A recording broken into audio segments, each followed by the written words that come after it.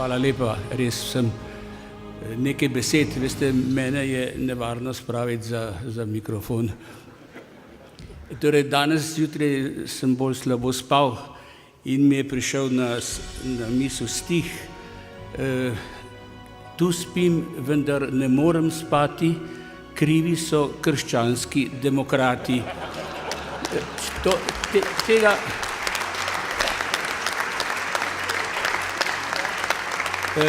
To sem svoj čas namenil kot epitaf pokojnemu Francetu Bučarju, pa ni bil preveč zadovoljen. No, in ta želja se mu izpolnila.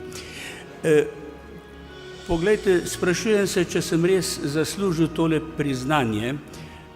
Jaz sem eden tistih, ki se mnogo sprašujejo, sebe pa tudi druge. Predvsem sebe. Pred mnogimi leti, ko smo ustanavljali stranko, sem bil jaz bolj skeptik. No, v tem skepticizmu nisem edini. Na moji strani je kar nekaj papežev iz 19. stoletja, ki niso bili za take laične formacije, kjer ne bi imela cerkev vodilne vloge. Šele Leon XIII. Je spravil stvari v drugo smer. Ampak zdaj so časi drugi, vsi se jih zavedamo. Poglejte, pozorno sem poslušal to, kar je napisal profesor Tine Vivod, moj prijatelj iz Argentine.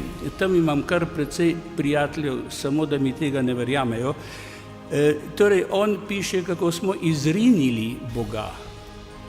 Povedal je veliko, ni pa povedal vsega. No, jaz sem to na nedavni oddaji na televiziji tudi poudaril. Ne samo, da smo ga izrinili, Nietzsche pravi, ubili smo Boga.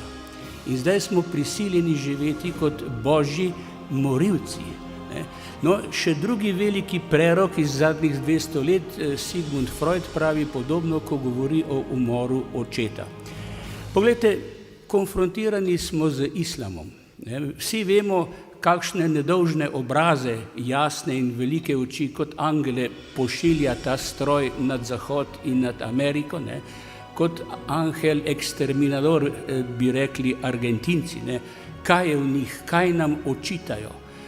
Očitajo nam točno to, da smo neverniki, da smo ubijalci Boga. Samo da si mi tega ne priznamo in se ne upamo zamisliti nad tem dejstvom. Rekel bi še, da so, kot rečeno, časi so zdaj drugi, v enem mesecu, dveh, kot je rekel Švejk, se je situacija v vojni se često spremeni in se je totalno spremenila. Poglejte Francoze. Francoski mladeniči se množično zdaj upisujejo v vojsko in policijo. In pri tem moramo vedeti, da je skozi stoletja beseda flik v francoščini bila največja psovka, policaj. Zdaj poglejte. Bog ve, če se bomo mi kaj naučili od njih, potem, ko nas ta leva opcija uči, da je sleherna prisila, sleherna avtoriteta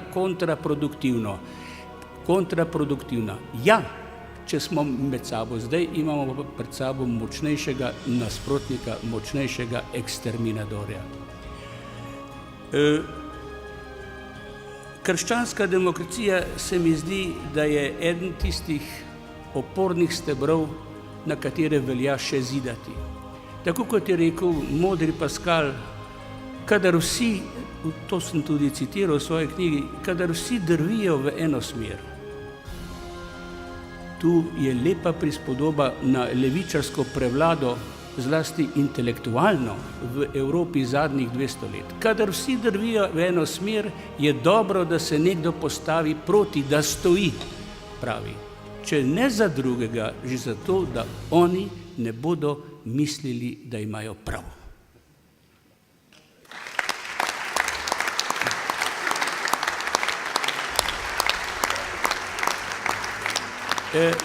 Jaz občudujem krščansko demokracijo, svoje mlajše kolege danes, da tako možato, kljub temu, da jim načeluje ženska, vztrajajo v opoziciji. To ni lahko. Mi, ki smo bili tam leta 1990 deležni dvomljive časti, da smo prevzeli oblast v tej deželi, pravim dvomljive, nekaj vemo o tem. Bili smo javni pljuvalniki.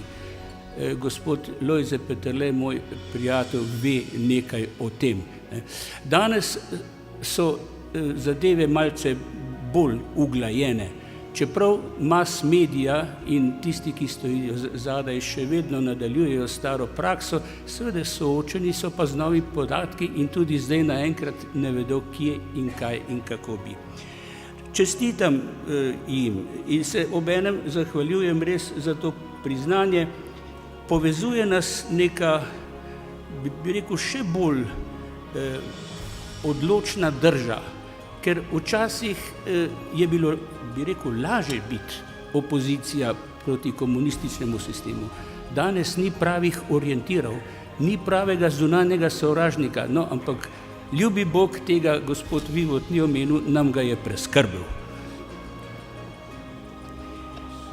Torej, hvala za tole.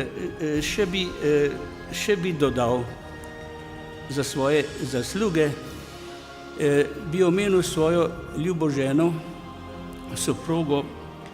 V tistem času, ko smo se še zbirali na našem domu na Koroški 16 in snovali nove načrte za novo Slovenijo, ko je počilo, in to je prav ona sešila prvo slovensko zastavo.